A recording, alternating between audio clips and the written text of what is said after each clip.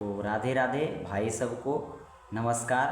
तो आज हम लोग देखेंगे प्रेमानंद महाराज जी का एक ऐसी शिष्य, एक ऐसे भक्त जो सबको रुला देने वाली एक कहानी के रूप में, स्टोरी के रूप में वर्णित हो गई, जिनका संकलन जो है हमारे जो है वह संदीप महाराज जी जो है किस प्रकार अपने मुख से कर रहे हैं। देख सकते हैं कि दीपिका जो है अपने मृत्युपरांत बोला कि हमें महाराज जी का दर्शन चाहिए और अंततः वह दर्शन कर ही लिए। ठीक है, तो इसको एक बार देखिए, अपने आप दीपिका एक बार हम बहुत भाव, लगभग 20 साल से बेड पे थी। यहां से नीचे का अंग नहीं काम करता था। बहुत हमारे पास वीडियो आई, पूज्य प्रेमानंद जी महाराज को उसने कुछ वर्षों से सुनना शुरू किया। बेड पे पड़े पड़े भजन प्रारंभ किया, माला प्रारंभ करी, निकुंज लीला क्या है, कुंज लीला क्या है, निवृत्त निकुंज लीला क्या है, सबको जाना। और वीडियो में हमने शब्दों को सुना। हे सद्गुरुदेव भगवान, आपके श्री चरणों में कोटि कोटि प्रणाम। हे गुरुदेव, श्री जी ने कृपा करके आपके श्री चरणों तक ना भेजा होता तो मेरा ये मनुष्य जीवन व्यर्थ ही गुजर जाता। आपकी बहुत कृपा है गुरुदेव, आप तो हृदय में ही विराजमान है, सब कुछ ही जानते हैं। हमने शब्दों को सुना, बहुत प्रयास किया, पूज्य महाराज जी का दर्शन उसको नहीं मिल पाए।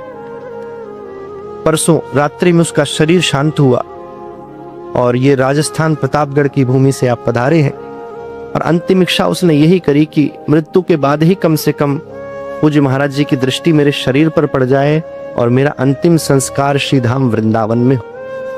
हमारे पास सूचना आई कल सुबह, हमारी धर्मपत्नी ने फोन आ गया 3 बजे, उन्होंने हमें 5 बजे बताया कि ऐसे ऐसे शरीर पूरा हो गया है, वृंदावन आ रहे हैं।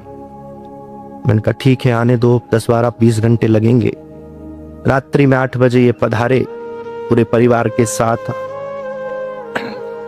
बहुत प्रयास किया। अर्जुन भैया पिछले 3 वर्षों से महाराज जी की सेवा में रहते हैं, पूज्य श्री प्रेमानंद जी महाराज, ये आए, रात्रि भर जगते रहे और सारी व्यवस्था हो गई। बाबा से बात हो गई, जो सेवक रहते हैं, कि महाराज जी जब मार्ग पे 2 बजे निकलेंगे तो दृष्टि डाल देंगे, एम्बुलेंस से बाहर निकाला जाएगा। हम लोग 12 बजे से खड़े हो गए एम्बुलेंस लेकर के और ठीक 2 बजे जो महाराज जी का आने का समय हुआ तभी घोषणा हुई। पांडे जी भी इस बात के गवाह हैं, आप सब भी थे, कि पूज्य महाराज जी का स्वास्थ्य बिगड़ गया और आज महाराज जी नहीं आएंगे। ये कल की घटना है, आज महाराज जी नहीं आएंगे। हमें विश्वास नहीं हुआ, हमने सोचा शायद भीड़ कम करने के लिए ऐसा हो रहा है। हम लोग और रुके, 2:30 बजे तक रुके, महाराज जी नहीं आए, सब श्रद्धालु लौट गए। फिर भी मन नहीं माना तो महाराज जी के निवास के बाहर हम पहुंचे, कृष्णा शरणम। तो वहां भी पट उस समय बंद किया जा रहा था, बार बार माइक पे घोषणा हो रही थी आप सब चले जाएं। एम्बुलेंस को वहीं खड़ा किया। मैंने कहा जब निकलेंगे जब देख लेंगे। उम्मीद सारी बंद हो गई। मैं वापस आया, इनका फोन आया थोड़ी देर के बाद कि हम कैली कुंज लेकर जा रहे हैं। मैंने कहा ठीक है ले जाओ। वहां ले गए तो महाराज जी वहां भी नहीं थे, क्योंकि महाराज जी बीमार हो गए, कैली कुंज भी नहीं पहुंचे। तो वहां से प्रसाद चुनरी आदि मिल गई। इनको कुछ संतुष्टि हुई पर मुझे संतुष्टि नहीं हुई।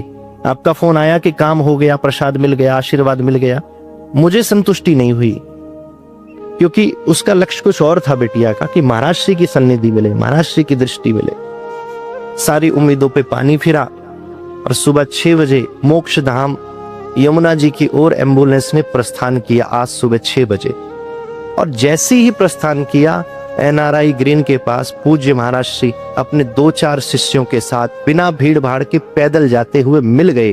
तुरंत आगे एम्बुलेंस लगाई, बिटिया के दिव्य दिवंगत पंच दिव्य शरीर को निकाला, महाराज श्री की दृष्टि पड़ी, चुनरी उस पर उड़ाई गई, आशीष दिया कि इसको किशोरी जी का धाम मिले। ये तो एक ऐसा कभी भैया हुआ ही नहीं। अगर महाराज श्री 2 बजे नहीं आए तो महाराज श्री फिर गाड़ी से आए। इस बात के गवाह 3 वर्ष से हमारे अर्जुन भैया बैठे हैं। पूरी रात ये भी जगे, पूरा परिकर हम सब जगे। ऐसा कभी नहीं हुआ कि महाराज जी अगर 2 बजे नहीं आए तो 6 बजे पैदल जाएं, क्योंकि भक्त तो वहां थे नहीं। पैदल जाना किसके लिए है? वो पैदल सिर्फ उस गुड़िया के लिए ही महाराज जी जा रहे थे।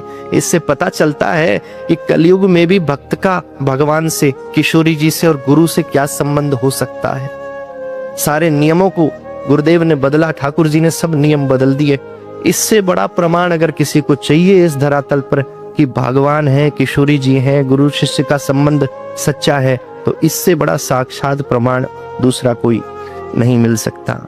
तो पूरे नियम से वृंदावन धाम में ही उसको विदा किया